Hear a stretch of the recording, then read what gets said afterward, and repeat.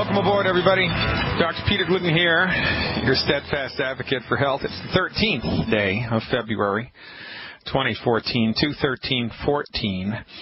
And you know what today is? Thursday. So that means we step even more outside of the box than we normally do here.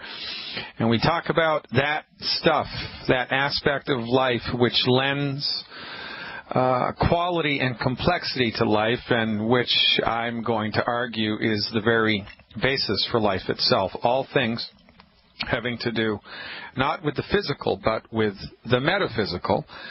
Now, understand where we're coming from here. Understand where I'm coming from here. I'm not talking about voodoo.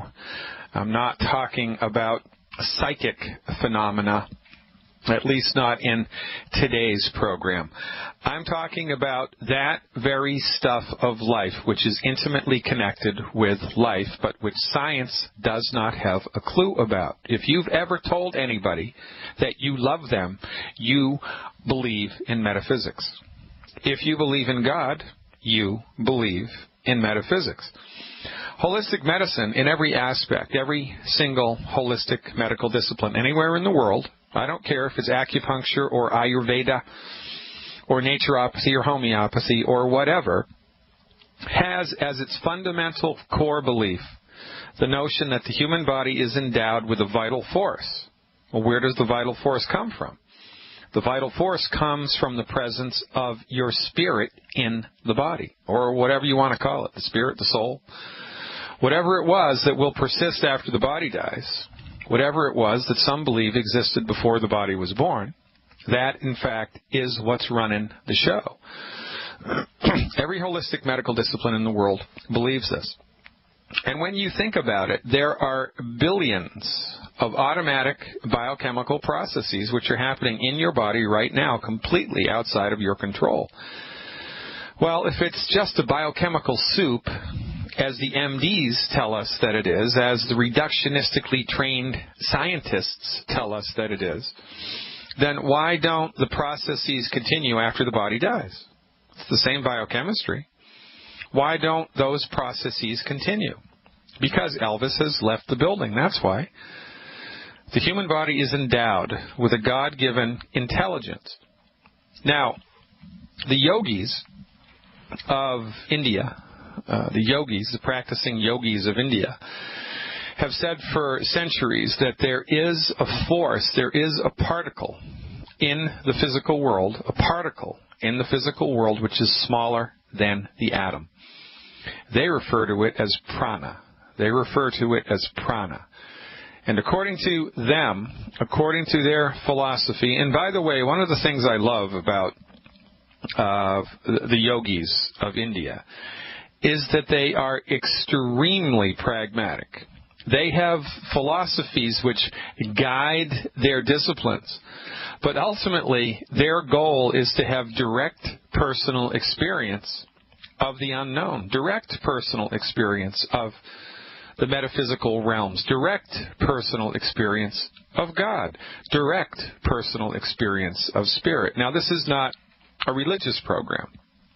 And there are people from many different creeds and colors and castes even that tune into this program and listen to it. I'm not advocating Hinduism in this segment. I'm just pointing out the fact that the yogis of India, for centuries, have relied on pragmatic, practical experience of the metaphysical.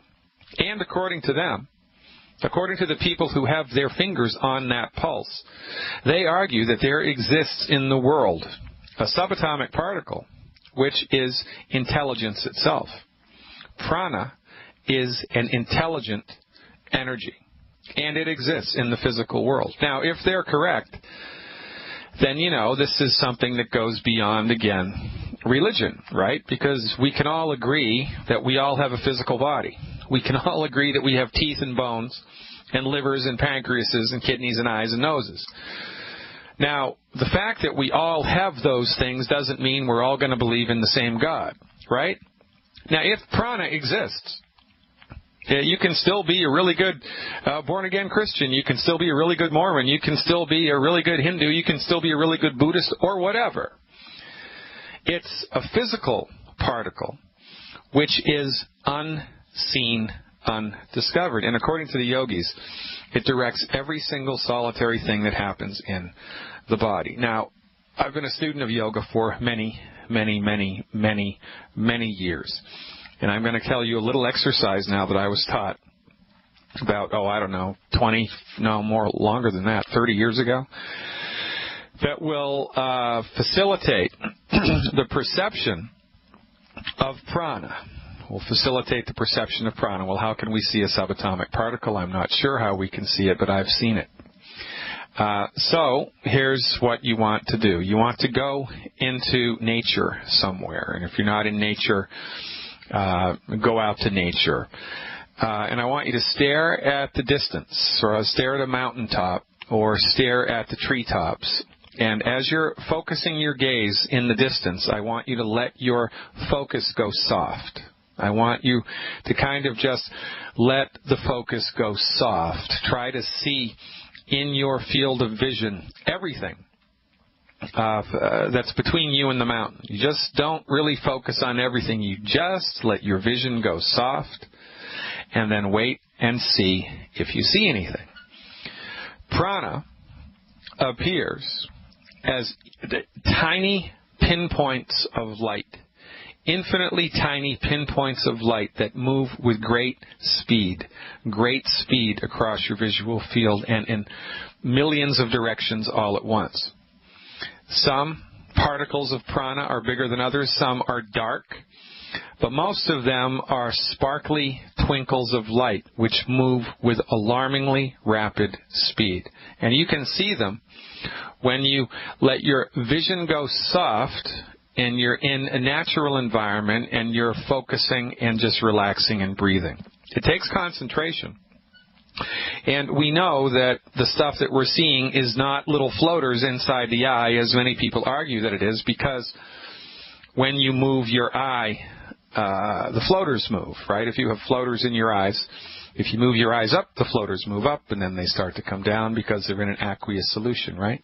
It's kind of like when you stir something up in a drink. It all moves around in the direction that you stirred it, and then it all settles to the bottom. Well, prana moves independently of what you do with your eyes. So we know that we're not seeing things, number one. Number two, we know that it's not stuff inside the eyeball. It's a fascinating exercise that you can do to kind of get yourself in touch with, in a very real way, with part of the life force, part of the spiritual intelligent energy which is informing life on planet Earth and which informs everything that happens in your body. Your body is so smart, it grew itself, all by itself, from a tiny single-celled organism into you. Now, who directed that? How did that happen? I'll tell you who directed it. Prana, the spiritual force inside your body. Now, when you breathe, you ingest prana. You inhale prana, which is why one of the yogic disciplines that the Indian yogis have perfected over years is a type of breathing technique called pranayama. Pranayama looks like deep breathing exercises, and you are exercising your diaphragm and doing many different things with the breath, but interestingly, it's not to oxygenate the blood. It's not to get more air in and more waste products out. It's not to get more oxygen in and more carbon dioxide out. Pranayama intends to fill the body with prana, not with air, but with prana. And interestingly enough, prana enters the body through the lungs, through the respiratory tract. Now, in the same way that acupuncturists and traditional Chinese medical doctors argue that there are invisible energy meridians inside the body which they manipulate with acupuncture needles in order to manifest different things physically. The yogis argue that there are channels very similar to the acupuncture meridians that exist in the body, and yogic parlance, these are referred to as nadis, N-A-D like David, I-S. And the intention of the yogic exercises, one of the intentions of yoga, is not so much to make you flexible physically, but to stretch and exercise, strengthen the nadis. Because just like a blood vessel can get clogged up with cholesterol or with calcium or whatever, right, and you get clogged arteries, the pranic, the tubes, the energy meridians inside the body which carry the prana can get clogged up as well. The nadis can get clogged up. So, if you are interested in maximizing your experience of life, if you are interested in maximizing your experience of life, and perhaps taking a deep drink from the cup of the stuff that you didn't know you didn't even know, I would advise you to find a good yoga school and start taking some yoga lessons and pranayama. Yoga and pranayama. I did a webinar about this. It's in my archives. You can access it. I don't really like the way that yoga is being presented in the United States now. It's become way too Hollywoodized, and most people that are teaching it have missed the mark completely. So I gave a little tutorial on it, and it's right there in the archives, available for your perusal now if you're smart enough to have become a Dr. Glidden insider. So check it out. My advice for, 90 days, for 6 months. 6 months is better. Start on a regular basis to do the yoga exercises that I talked about in my webinar, and also do some pranayama, some breathing exercises. And I'll do a webinar about that in a couple of weeks. When you combine the two, doors in your mind open up that you didn't even know were there. And that's a beautiful thing. Stick around, folks. Going to Carl in Texas when we come back. It's Metaphysical Thursday. Welcome back, everybody. Dr. Peter Glidden here, your steadfast advocate for health. So, to finish up this thought, and let's be very clear, the whole concept here is we are trying to get a grasp on the reality of life. This is what we do with holistic medicine. We support and promote the reality of the situation, which is your body knows how to fix itself. Your body wants to fix itself. Your body has a God-given intelligence which runs the show. Your body wants to fix itself, and so we give it abundant raw materials that it needs to fix itself. We stop eating food that's gumming up the works, and we get out of the way. It's that simple. That's called being authentic. That's called being in tune with the reality of life. Well, if there is prana, if there is a way to concentrate it in the body, wouldn't that be a good thing to try to mess around with and see how you feel? I mean, the proof of the pudding is in the eating. And again, this is not a denominational concept.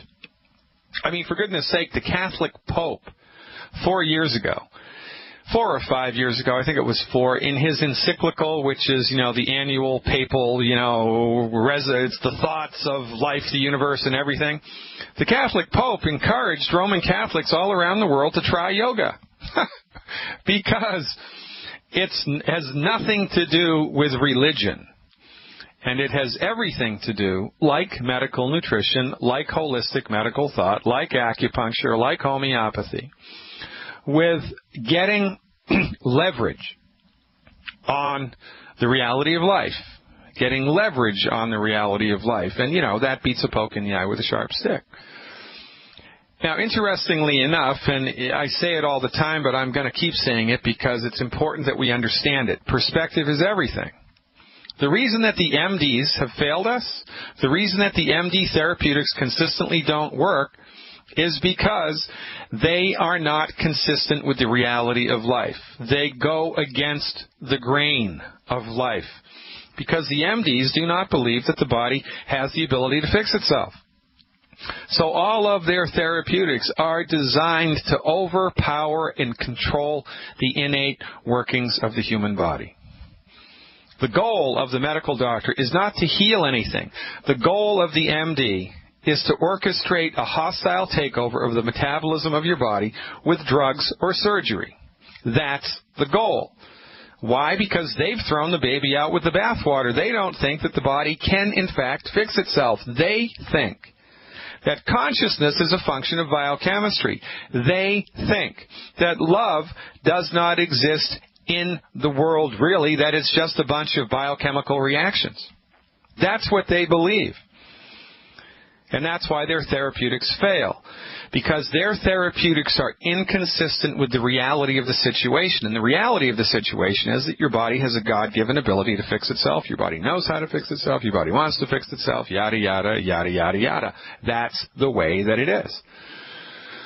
When you throw the baby out with the bathwater, everything goes to hell right in the handbasket.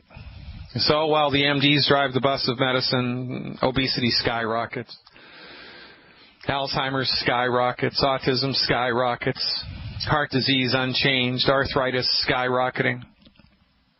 Everybody's getting sicker and sicker, not better and better, because we've taken the wrong dog to the hunt.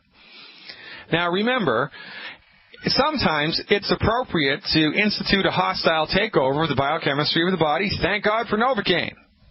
Right? I mean, sometimes you need the bone set. Sometimes you need the arteries sewn up. Thank God for that. That's the wheelhouse of the MD, and in a perfect world, that would be all that they would be allowed to do legally. I've said it a million times. I'll say it again. We don't let chiropractors do open heart surgery, do we? No. It's not their thing. The treatment of chronic disease is not the MD's thing, and they should not be allowed to do it because they are the leading cause of death in the United States. But because they have a monopoly on the practice of medicine, they continue to be in power even though they kill us. How many more people are going to have to die at the hands of an MD before we snap out of it collectively? As God is my witness, we've all taken a big drink of that Kool-Aid. And you know what? First there were a handful of us, then there were hundreds of us. Now there are thousands of us all around the world who've taken the red pill and popped out of the matrix. It's called longevity. It's called holistic medical wisdom. It's called being congruent with the reality of life, giving your body its due. Ladies and gentlemen, end the madness now. Visit my website, fireyourmdnow.com. And if you haven't done it yet, become an insider. There's a wealth of information waiting for you. I'm your steadfast advocate for health, Dr. Peter Glidden. We really are going to talk to Carl from Texas when we come back. Stick around. You know, it's interesting, isn't it? Listening to Carlos Santana there, it gave me one last thought before we go to Texas. It's interesting that the things that move us in life, music and poetry and art and love, right? The things that make us get up and get her done, the stuff that makes life worth living is all metaphysical. It is, all of it. You know, poetry was developed in order to help people approach the intangible. You can't tell somebody what love is like. They can only experience it themselves. You can't tell someone what a lemon tastes like. You can word your way tangentially close to it, but you can never, ever express what it really tastes like. It has to be experienced, right? The most important stuff in life has to be experienced. So says James T. Kirk. And this is why holistic medicine is so awesome. Because it takes into consideration the metaphysical. It produces remarkable results most of the time. It is, in fact, the new wave of real medicine. It's actually very, very old stuff finally coming back into the mainstream. And I'm very proud to be an active participant at the tip of that spear. All right, Carl, you've waited long enough. Excuse me. Thanks for waiting a little bit more. You are live. What's going on, Carl? It's good to talk to you again, Dr. Glidden. This is Bullseye out of Texas. We spoke a couple weeks ago about my daughter. Yeah, how's she doing? She's doing good. They're working on their deal. She's gotten out of her food, and so is her husband. Right now, he's out in the field. So, eating army chow. But this time I'm calling about me. All right. Okay, as you remember, 2012, Christmas time, I was 240 plus pounds. Last time I called, I was 180. Now I'm 175. Well, that beats a poke in the eye with a sharp stick. Yes, it does. And I feel fantastic, except last Saturday, I went to my neighbor's grandson's birthday party, and I ate their food. Oh, God. Some hot dogs. And they had some, I don't know if you know what boudin is. Yeah, I do. Okay, boys, that stuff good. It's a shame, but anyway, and they had some homemade shine, some apple cinnamon shine. And I had a few swallows of that and a little bit of boudin and a couple hot dogs. And the next day I was in pain. Felt like I got kicked in the groin. Yeah. Except for my testicles themselves are not tender or do not hurt. But it felt, you get that feeling inside you got kicked in the groin. Yeah, I get it. Okay, well, it slowly receded a little bit, and I ate again another meal here at home, a good one, and it came back. And so I talked to Dave up in the thumb, and he told me I should start fasting, and I did that last night. And now that pain is just about all the way gone. Yeah. But it's still there, but I haven't eaten anything today except for my vitamins and a raw egg. Yeah, well, I'm glad you called because I can line this one up for you immediately, and it'll make sense. And I'm glad that you called, man. You probably need to know this about me. I'm a disabled vet, and in 2001 I became permanently disabled. And at the same year they found me permanently disabled, they cut off my pain meds permanently. They said they were afraid I was going to be addicted, so they cut them off. Yeah. So what do? You self medicate. So I've been drinking pretty heavy all that time, and I just recently cut back. So I think I can fix it now. All right. So what part of your body was in pain? The groin area.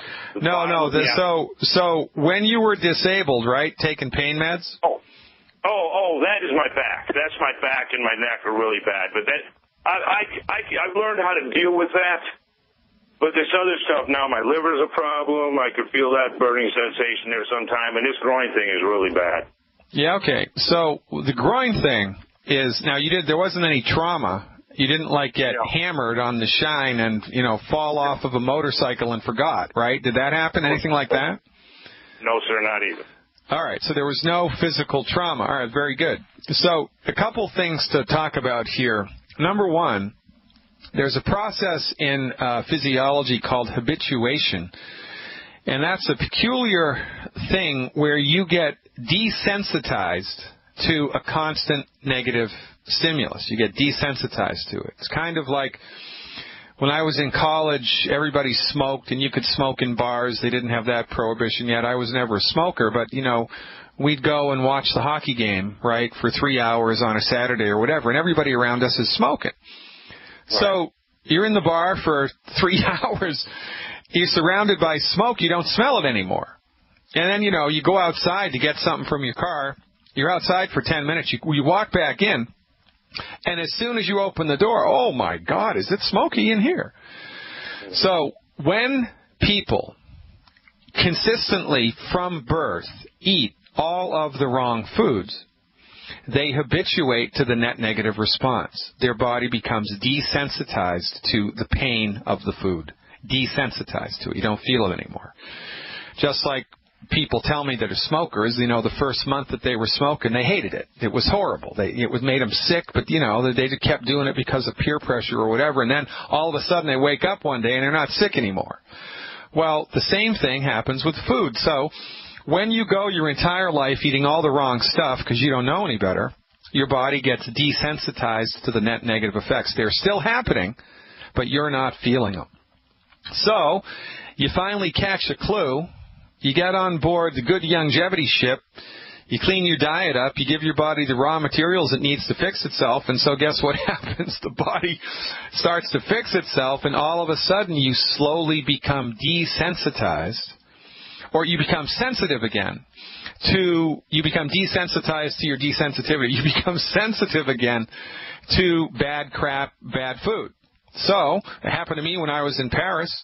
I ate some French bread, and it practically killed me. For 4 days, man, I was in trouble from 4 pieces of French bread. I've been gluten-free for 4 years. So now this is interesting to talk about, Carl, because what I'm getting at is your experience of the pain in the groin is directly, not indirectly, it is a direct result of the crap that you ate. And, it wasn't like poison, right? It was just normal food, but everything you ate was in one of the 10 bad foods. And they're bad for you for a reason. They're bad for everybody for a reason. And so when you ate that stuff, it caused inflammation abdominally.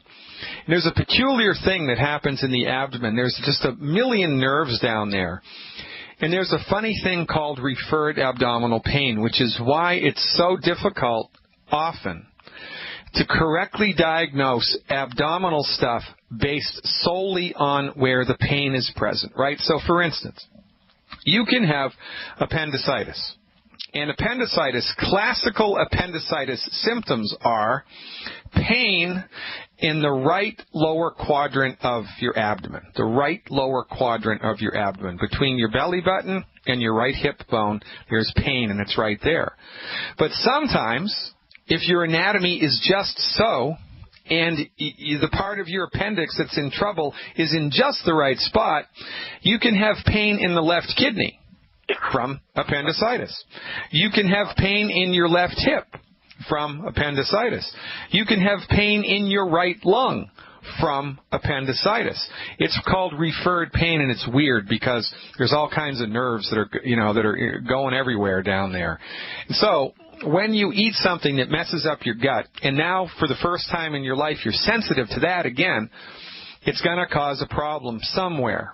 And, it's usually somewhere. You're not going to get a pain in your big toe, right? It's going to be somewhere in the abdomen, the abdominal area. So the groin pain, it's referred pain from an abdominal problem which was caused by consumption of crappy food or food that's in the 10 bad food list. Now, this is kind of like, if you cut your hand, just a little tiny paper cut, right? Little tiny paper cut, nothing to really speak of, but you squeezed lemon juice onto it, it would sting like a son of a gun.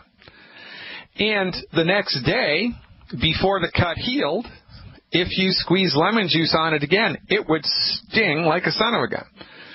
So when you create inflammation in the gut because you ate the wrong food and now you're sensitive to it again, there's trouble going on down there. It's kind of like a tiny paper cut. And so when you eat normal food the next day, it's going to irritate that again because it's still inflamed, and it's not going to be able to handle anything once it's inflamed. Now, fasting is a good idea. Fasting is a good idea because, it's going to give the tissues that were hammered by all that crap time to heal because they're not going to be aggravated by the presence of more food in the digestive tract. There's another thing that you can do, however, and I shouldn't think that you would need to stop eating for more than 1 day. I think that one 24-hour period of fasting would be sufficient to the cause here. If you can, I would get a hold of the Mackey Plus, MAQUI Plus, the Mackey Plus. And I would drink 4 ounces of Mackey Plus a day until the bottle's gone. It should take you about a week, 8 days to do that.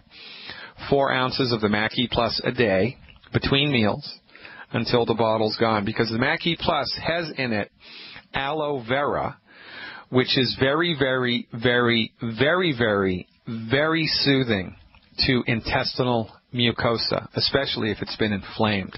I don't know. Have you ever gotten a bad sunburn, man, and you've put aloe on it? Have you ever done that? Put aloe on a topical burn, or, you'd like a burn from the stove. Have you ever done that?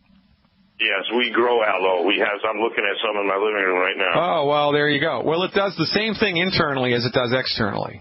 It really knocks down inflammation, especially of mucosal tissue. And that's what's happening to you, and you've got referred pain because of it. But, fasting is great. Add the Mackey Plus to it, or even if you have access to a medicinal internal aloe vera juice, you can use that because it's going to take you, I don't know, 2, 3, 4 days to get the Mackie Plus from Longevity unless you have it in the pantry. But here's the deal, Carl. Nobody knows what we know, and everybody eats all the wrong stuff every day, and everybody has become desensitized to it. Now, the amount of pain that you felt from one day of bad behavior, so to speak, is what everybody in the world is experiencing every day, but they've gotten used to it, and so they don't feel it anymore, and that's why everybody's sick. That's why everybody's suffering.